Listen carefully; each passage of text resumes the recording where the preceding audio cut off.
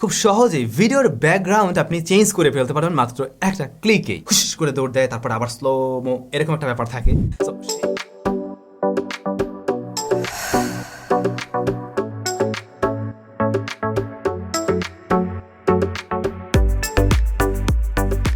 বর্তমান সময়ে ভিডিওর জনপ্রিয়তা কতটুকু রয়েছে সেটা মনে হয় বলে বোঝানোর কোনো দরকার নেই। আমি বিভিন্ন প্ল্যাটফর্মে হয়তো ভিডিও তৈরি করছি, যেমন আমি ইউটিউবে ভিডিও তৈরি করে, আপনি হয়তো ফেসবুকের জন্য তৈরি করেন, অথবা ইনস্টাগ্রাম অথবা টিকটকের জন্য ভিডিও তৈরি করে থাকেন। তো এই ভিডিও শ্যুটগুলো আমরা করে থাকি সাধারণত স্মার্টফোন দিয়েই, কারণ এখনকার স্মার্টফোনে ভালো ভালো ক্যামেরা রয়েছে। তো এই ভিডিওগুলো এডিট করার জন্য হয়তো সবাই আমরা প্রিমিয়ার প্রো, ফাইনাল কাট প্রো অথবা ডাভিন্সি রিজলভ এত ভারী অ্যাপ্লিকেশন বা সফটওয়্যার ব্যবহার করি না। আমরা চাই স্মার্টফোন দিয়ে খুব সহজে এই ভিডিওগুলো এডিট করে ফেলতে। আজকের ভিডিওতে মোট 5টি অ্যান্ড্রয়েড অ্যাপ্লিকেশন নিয়ে আমরা কথা বলবো। হ্যাঁ, এই অ্যাপসগুলো আপনারা iOS প্ল্যাটফর্মে পেয়ে যাবেন, ডোন্ট ওয়ারি। তো যে 5টি অ্যাপস নিয়ে আমরা কথা বলছি, এর মাঝে একেবারে ফুল প্রফেশনাল অ্যাপসও রয়েছে, আবার বেসিক লেভেলের অ্যাপসও রয়েছে। আবার কিনা যাদের ফোন একটু কম দামি, আপনার জন্য এমন সফটওয়্যার রয়েছে যেটা দিয়ে খুব সহজেই আপনি 4K ভিডিও এডিট করতে পারবেন। যদি ভিডিওটি ভালো লেগে যায়, লাইক, কমেন্টস অ্যান্ড শেয়ার করতে ভুলবেন না। আমাদের লিস্টের 5টি অ্যাপ্লিকেশনই বেশ জনপ্রিয়, তবে শুধুমাত্র জনপ্রিয়তা দেখেই এখানে নিয়ে আসা হয়নি, বরং এগুলো আমি ব্যবহার করে আমার কাছে মনে হয়েছে হ্যাঁ, এগুলো বেশ ইউজার ফ্রেন্ডলি, পাশাপাশি একদম প্রফেশনাল কাজ করা যায়, যে কারণে এখানে নিয়ে আসা।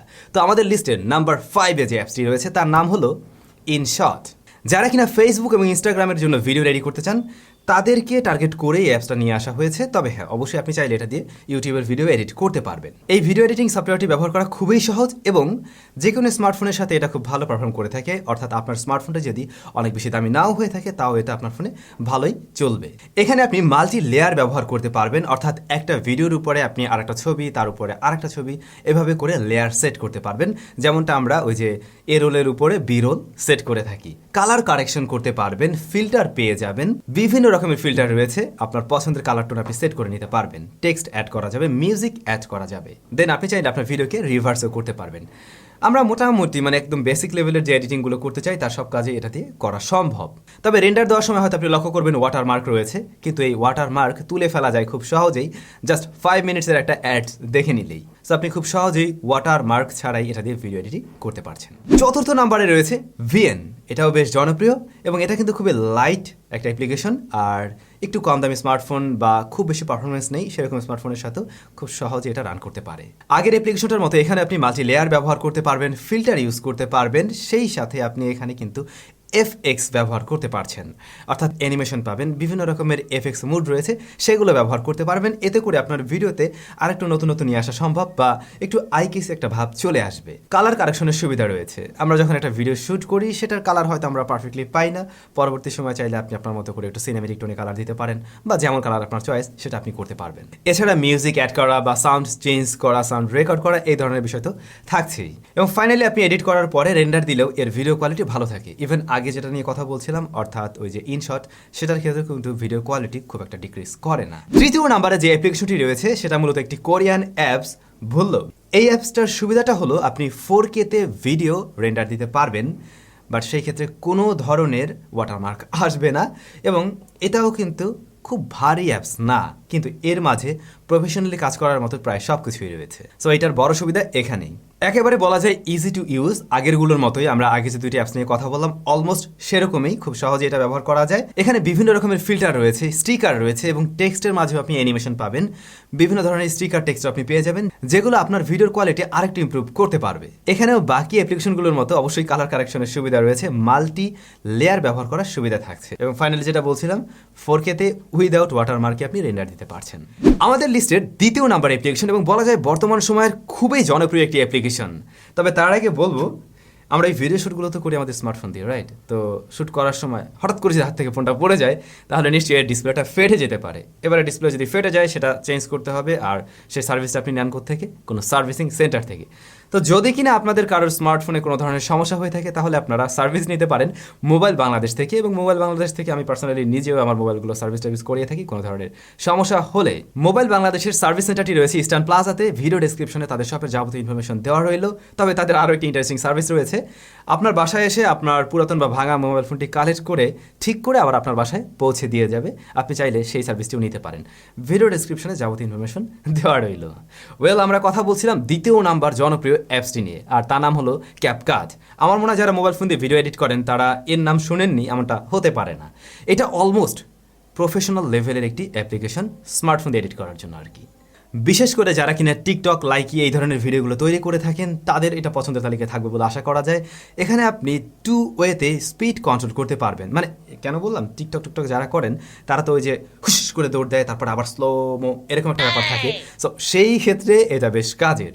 এখানে আপনি নর্মাল রেগুলার আমরা যেভাবে স্পিড কন্ট্রোল করি সেটা তো পারছেনই, পাশাপাশি আপনি কিন্তু এখানে কার্ভ করেও স্পিড আপ ডাউন করতে পারবেন। ধরুন হঠাৎ স্পিড বেড়ে গেল, হঠাৎ স্পিড কমে গেল। এছাড়াও কালার কারেকশনের জন্য দারুণ সুব্যবস্থা রয়েছে, ফিল্টার রয়েছে অনেক। আপনার ভিডিওর মাঝে আপনি অ্যানিমেশন সেট করতে পারবেন, যেটা একটা ইন্টারেস্টিং ব্যাপার। তারপরে খুব সহজেই ভিডিওর ব্যাকগ্রাউন্ড আপনি চেঞ্জ করে ফেলতে পারবেন মাত্র একটা ক্লিকেই।